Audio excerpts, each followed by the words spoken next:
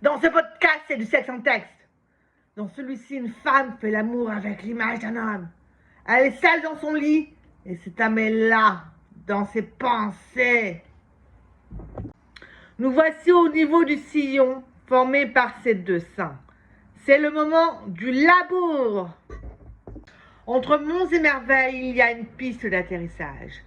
Deux globes, assez ronds et pas mal foutus, le téton en bonne position entre sa masse supérieure à ses planes, et la partie plus chaînue du bas qui forme cet objet de volupté. Ces deux globes sont semblables dans une large mesure. Ils sont une masse entre lesquelles il y a un tronçon, presque redillon. En concurrence parfaite entre les deux monts, ces masses font apparaître une piste d'atterrissage, où son long sexe pourrait s'étendre. On pourrait penser que la nature n'aurait pas pu mieux faire pour accueillir sa longue verge, dure parce que turgescente. Son sexe habite, peut y tracer un chemin où tout semble être là et trouver sa place. Ses corps s'emboîtent, c'est un jeu de Lego et de toboggan qui peut être drôle et surprenant. La surprise peut venir, comme dans une attente interminable tellement elle a envie que ça se produise.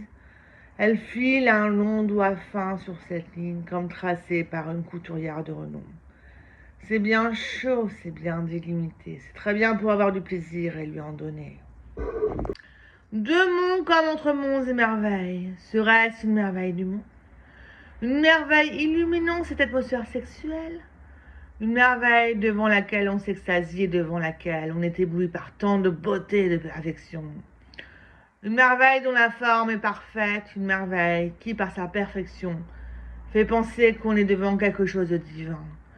Dieu seul a pu inventer ces formes de monts et de pistes ouvertes pour son sexe mâle long. Quel travail! Comment peut-on appeler tous ces chemins?